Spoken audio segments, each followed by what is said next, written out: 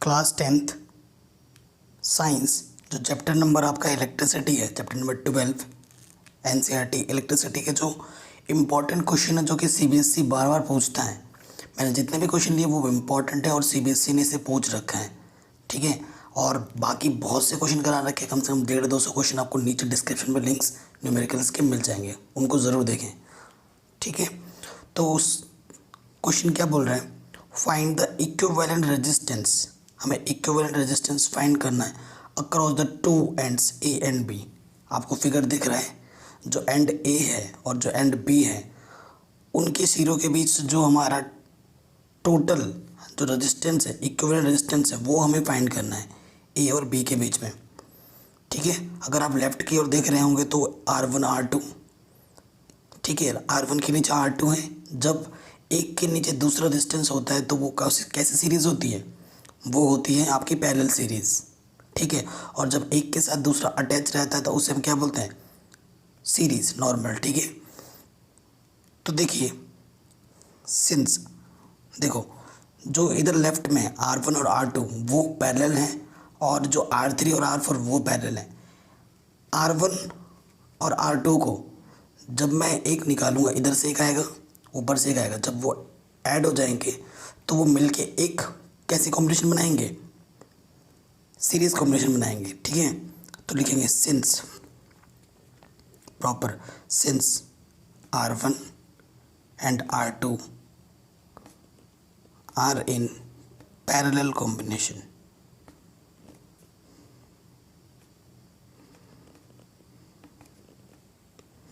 ठीक है। जब पैरेलल कॉम्बिनेशन होता है तो देखो R1 और R2 के हैं तो पैरेलल कॉम्बिनेशन क्या होता है, R1 R2 लिख देता हूँ, क्या होता है 1/R1 प्लस 1/R2 हो जाएगा, ठीक है। सो R1 कितना है हमारे पास, सारे 2-2 ओम के हैं तो ये 1/2 प्लस 1/2, LCM 2 ऊपर हो जाएगा 1 + 1 यानी कि 2/2, यानी कि R1 ये हो जाएगा 1 ओम। ये हमारा कितना हो जाएगा 1 ओम, ठीक है। यानी कि इसके ऊपर में 1 मान लो तो जो मेरा R12 होगा वो कितना आएगा 1 ओम। इसकी मल्टीप्लाई इसके साथ, इसकी मल्टीप्लाई इसके साथ, ठीक है। फिगर से हमें पता चल गया है कि जो R1 और R2 हैं रेजिस्टेंस, उनका जो आएगा एक जो वो आएगा कितना 1 ओम। ऐसे हम किसके निकालेंगे, जो 3 एंड 4 है, R3 एंड R4 का, वो भी यही होगा क्योंकि सब पे 2-2 का लगा हुआ है, तो आप लिख देंगे ऐसे ही। सिमिलरली जो हमारा देखो क्या होगा R34 वो भी कितना आएगा 1 ओम। फिर नीचे की तरफ देखो, इधर और इधर लगा पड़ा होगा ना, फिगर में दिख रहा होगा आपको।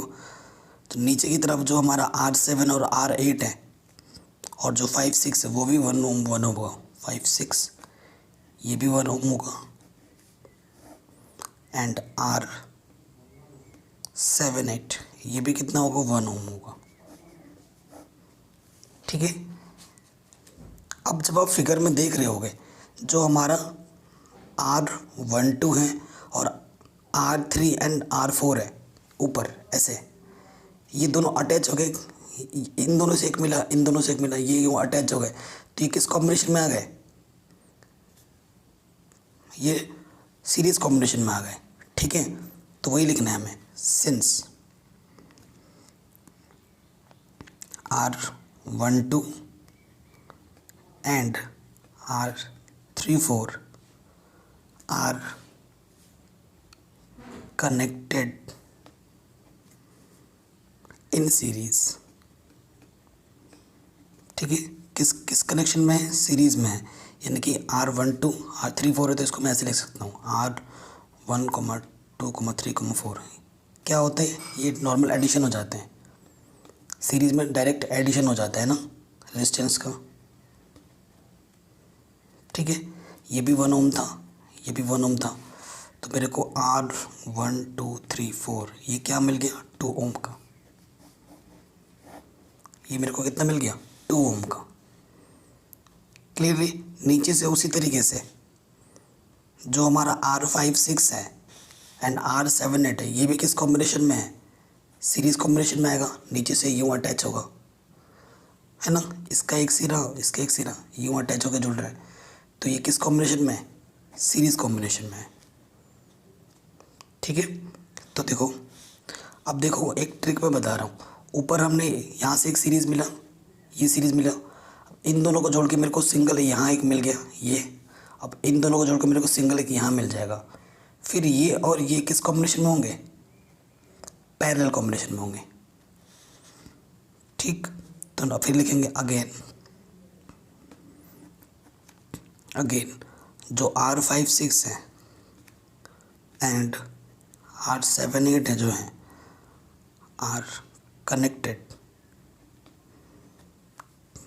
इन सीरीज़, किस फॉर्म में, ये सीरीज़ फॉर्म में अटैच है, तो सीरीज़ फॉर्म में अटैच है, तो यानी कि क्या लिखोगे आप, R5 6 7 8, तो वो क्या होगा, R56 प्लस R78, ये भी 1 ओम, ये भी 1 ओम, तो कितना हो जाएगा 2 ओम।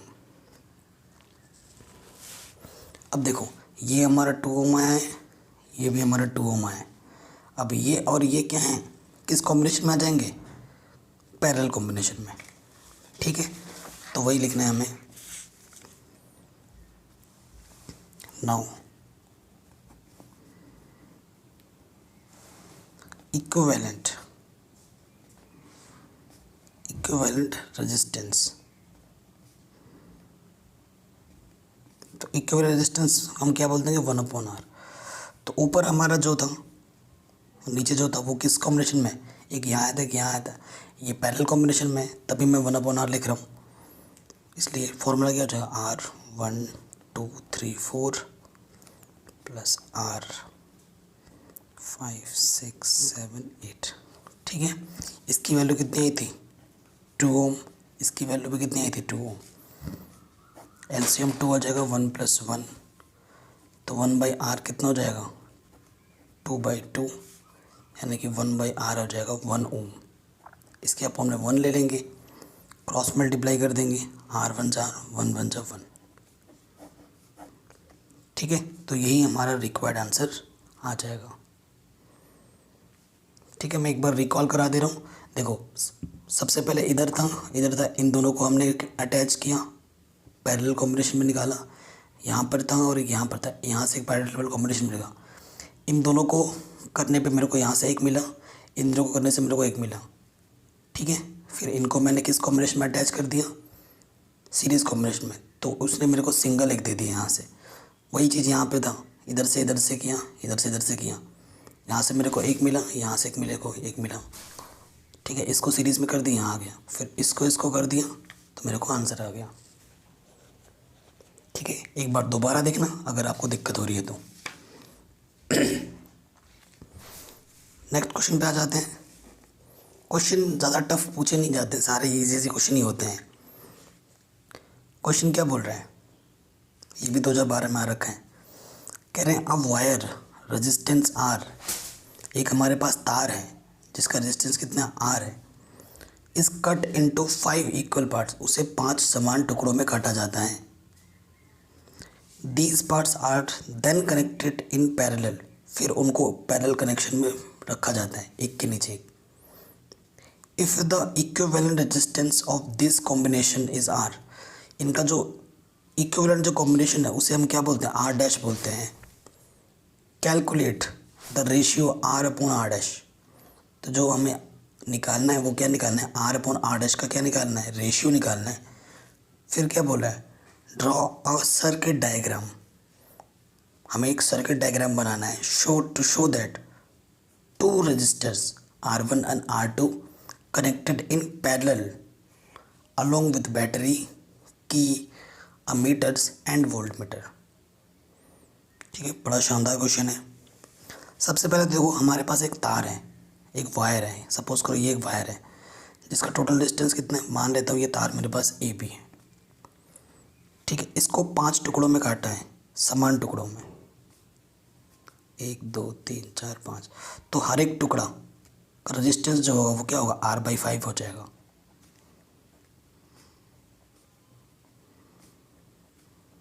है ना, क्योंकि इक्वल पार्ट्स में डिवाइड करना है। और ये जो आएंगे इनको नीचे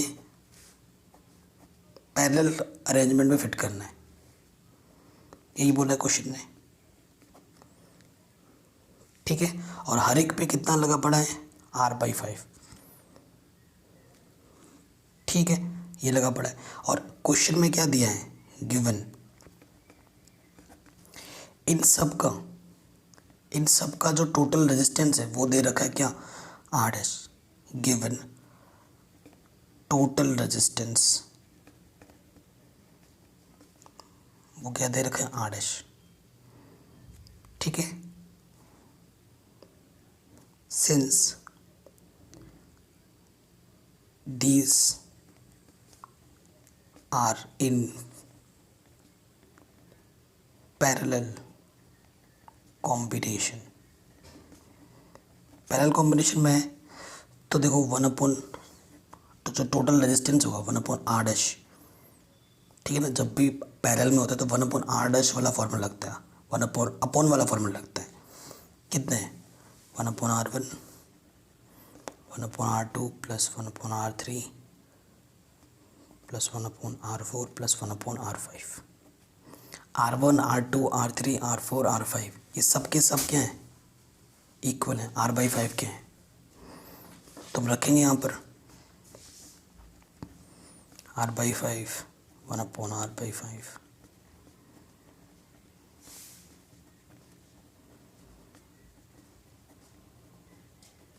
ठीक, तो अपॉन का 5 ऊपर आ जाएगा, है ना, तो ये क्या हो जाएगा, 5/r।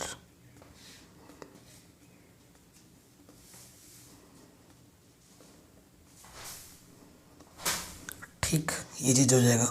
अब देखो नीचे क्या है, एलसीएम सेम है तो ऊपर सारे ऐड हो जाएंगे।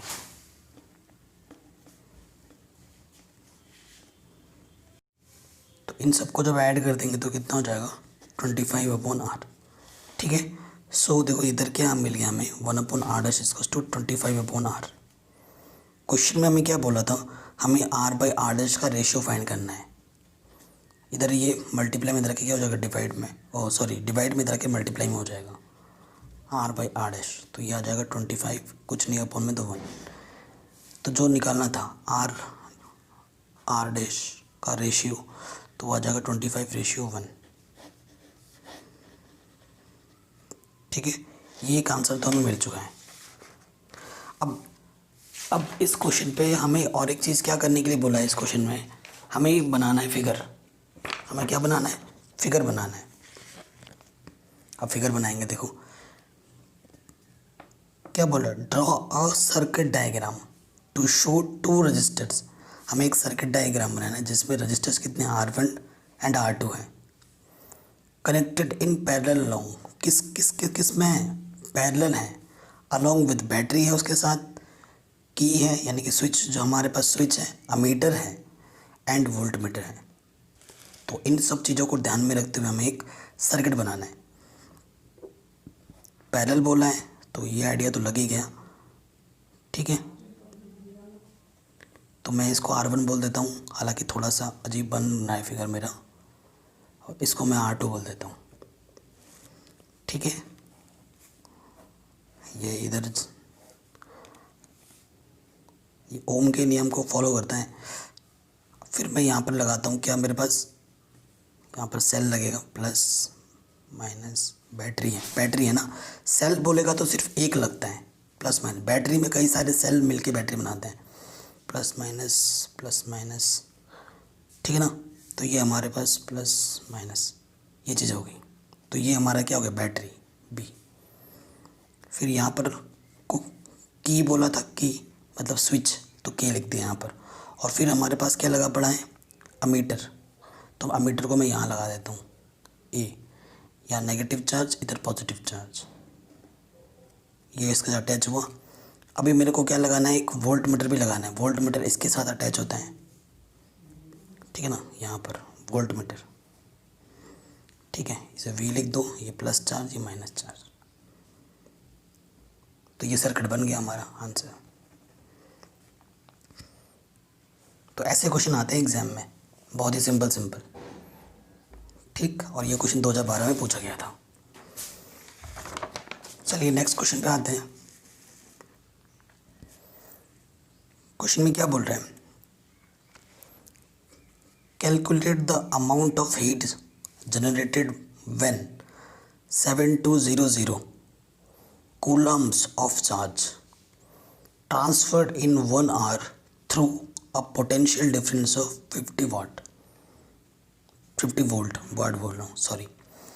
तो हमें क्या कैलकुलेट करना है, calculate the amount of heat, कितना हीट जनरेट करता है जब 7200 कूलम्ब ऑफ चार्ज ट्रांसफर्ड होता है 1 घंटे में 1 hour through a potential difference of 50 watt. ठीक है, तो सबसे पहले हमें क्या लिखना है, गिवन। फिजिक्स के क्वेश्चंस करने का यही रूल है, सबसे पहले जो गिवन है वो देखो और जो निकालना है वो पता करो, ये मेन चीज़ है।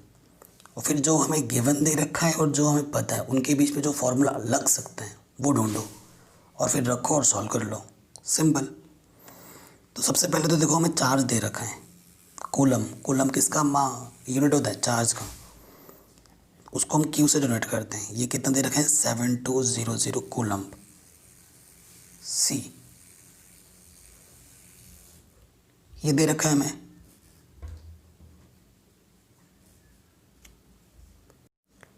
तो क्यू तो हमें देखो कूलम में दे रखा है, फिर हमें क्या दे रखा है, 1 आवर। टाइम हमें जो दे रखा है, टाइम टी, वो हमें क्या दे रखा है, 1 आवर। और हमेशा जो यूनिट चलता है वो चलता है MKS, मीटर किलोग्राम सेकंड में। तो ये आर सेकंड में चेंज करना है। पहले आर को बदलेंगे मिनट में, 60 से मल्टीप्लाई करेंगे, 60 ये मिनट होगा, मिनट को सेकंड में बदलने के लिए फिर से 60 से मल्टीप्लाई कर देंगे, तो ये इतना सेकंड आ गया। ठीक है, यानी कि 3600 सेकंड। उसके बाद हमें जो पोटेंशियल दे रखा है V, वो कितना दे रखा है, 50, ये दे रखा है वोल्ट। ठीक है, हमें क्या निकालना है क्वेश्चन में, amount of heat generated by, amount of heat कितना जनरेट होता है, हमें हीट निकालने के लिए बोला है, यानी कि H, ये निकालना है। और आपको पता होगा H का जो फॉर्मूला होता है वो क्या होता है, वो होता है I² RT। ठीक है, ये फॉर्मूला होता है। तो देखो इस क्वेश्चन में हमें T पता है, R नहीं पता, ना ही हमें I पता है। तो सबसे पहले तो हमें इनको निकालना पड़ेगा जो हमारे पास अननोन है। ठीक है, सिंस देखो I क्या होता है, Q/T। ठीक है, Q कितना है, 7200 एंड T कितना है हमारे पास, टाइमिंग ये 36 2 72। तो I हमारे पास कितना आ गया, 2 एम्पियर। I हमारे पास 2 एम्पियर आ गया। अब हमें निकालना है R, सेंस R क्या होता है, Ohm's law, V/I। V question में कितना दे रखा है, 50, और I अभी हमने कितना निकाला, 2। ठीक है, 25। सो R की जो वैल्यू आ गई हमारे पास वो कितनी आ गई, 25 ओम। ठीक है, 9।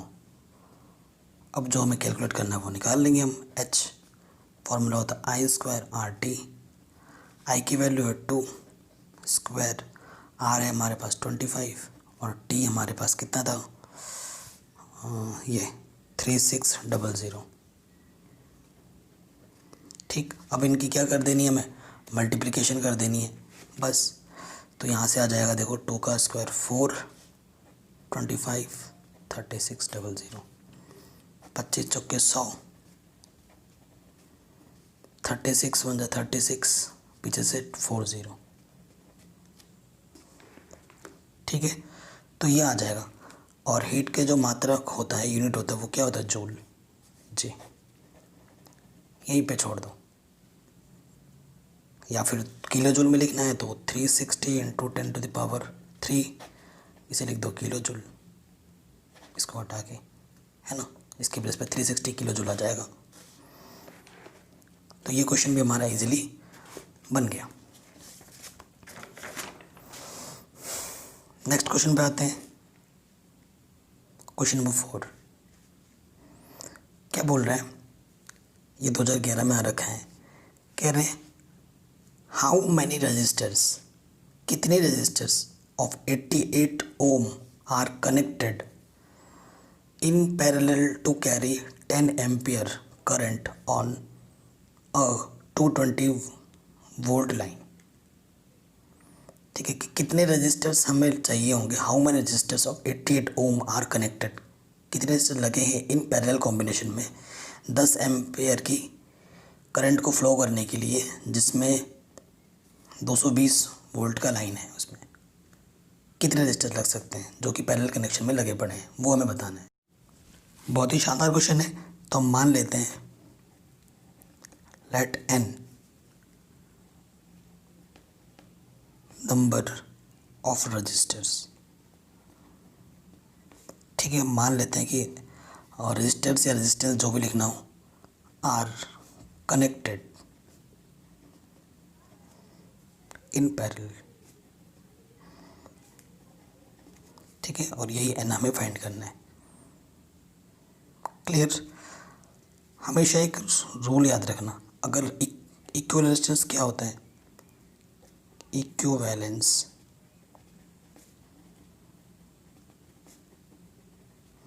रेजिस्टेंस जो 1/r होगा ना, वो n/ जितने का भी लग रहा है, कितने का लग रहा है 88 का, तो यहाँ 88 आएगा।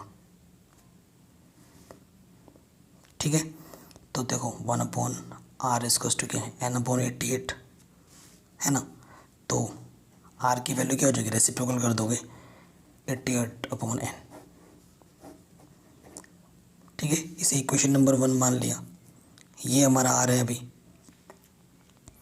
अब देखो ओम के लॉ को फॉलो करता है ना, हम जानते हैं बाई ओम्स लॉ v इसकस टू क्या होता है IR, या फिर r इसकस टू क्या होता है, r इसकस टू क्या होता है V/I।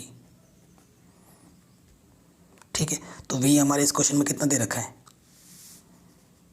220 वोल्ट, हम यहाँ रख देंगे 220। ठीक है, और I हमें कितना दे रखा है 10 एम्पियर, 10 रख देंगे यहाँ पर, तो कितना आ गया r इसकस टू कितना आ गया 22। ये भी तो उसी के लिए ओम के लॉ से है, ये भी r है, ये भी r है, तो ये और ये सेम चीज़ को रिप्रेजेंट करते हैं। तो आप कंपेयर कर दोगे from first and second we get, हमें फर्स्ट और सेकंड से क्या मिल जाएगा 88/n इसकस टू 22।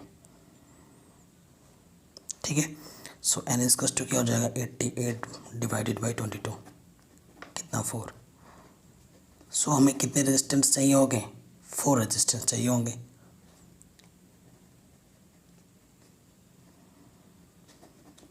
ये हमारा आंसर है। कितना सिंपल है, कितना मस्त क्वेश्चन है, तो एग्ज़ाम में पूछा जाता है ऐसे क्वेश्चन। चलिए नेक्स्ट क्वेश्चन पे आते हैं। बहुत ही शानदार है ये क्वेश्चन भी 2011 में पूछा गया है, 1 मार्क्स या फिर 2-3 मार्क्स में भी पूछा जाता है।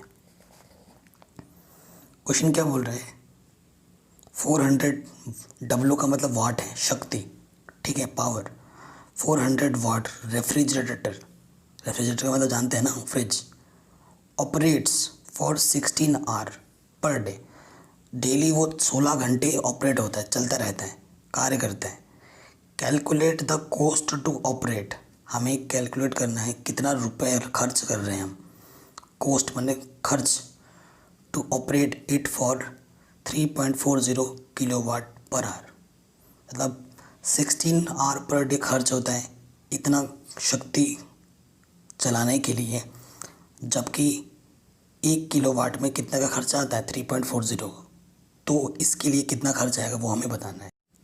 तो ये तो 1 किलोवाट का खर्च है, तो सबसे पहले देखो कितना कंज्यूम्ड हो रहा है, कितना किलोवाट कंज्यूम्ड हो रहा है वो पता चल जाए, उसको मैं 3.40 से मल्टीप्लाई कर दूंगा तो मेरे को आंसर मिल जाएगा, क्योंकि रेट तो हमें पता है, रेट हमें पता है, बस कितना एनर्जी कंज्यूम्ड हो रहा है वो पता चल जाए, है ना। तो हमेशा याद रखना फॉर्मूला होता है एनर्जी कंज्यूम्ड, जो फॉर्मूला होता है वो होता है यहाँ पर watt into hours into number of days, कितने दिन के लिए, ठीक है, अपॉन 1000, ये फॉर्मूला है। इसे याद रखना। तो देखो हमारा वाट कितना लग रहा है, कितना शक्ति है 400, कितना घंटा 16 घंटा, कितने दिन के लिए 1 महीने के लिए, ठीक है, अपॉन ये चीज़। तो 1010 2020 कैंसिल, तो कितना आ गया 16 4 एंड 3 4 इंटू 16 का 16 48 48 4 8 32, हाँ 192 आ गया। तो जो एनर्जी कंज्यूम्ड हुई है हमारी वो कितनी है 192 किलोवाट आवर, इतनी यूनिट हुई है। ठीक, अब क्वेश्चन में ये दे रखा है कि 1 किलोवाट पे खर्चा कितना है, इतना है, तो इतने वाट पे कितना खर्चा होगा वो हमें बताना है। सिंस कॉस्ट ऑफ 1 किलो, ये इसका कॉस्ट कितना है 140 रुपीज़ है, therefore cost of 192 kilo W, क्या कर देंगे मल्टीप्लाई, है ना। सो 3.40 को 192 से मल्टीप्लाई करोगे, सो जो आपको आंसर मिलेगा वो मिल जाएगा 652.80 रुपीज़। ठीक है, तो ये 5 क्वेश्चन आज के लिए इनफ है। ऐसे ढेर सारे क्वेश्चन और भी मिल जाएगा आपको डिस्क्रिप्शन में।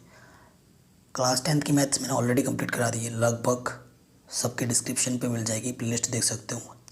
वीडियो डेली अपलोड हो रही है। अच्छी प्रिपरेशन के लिए आप चैनल पे बने रहो, सब्सक्राइब करो, नोटिफिकेशन बिल को प्रेस कर लो। एंड बेहतर प्रिपरेशन के लिए आप हमारा मेंबरशिप प्लान ज्वाइन कर सकते हैं। Thank you.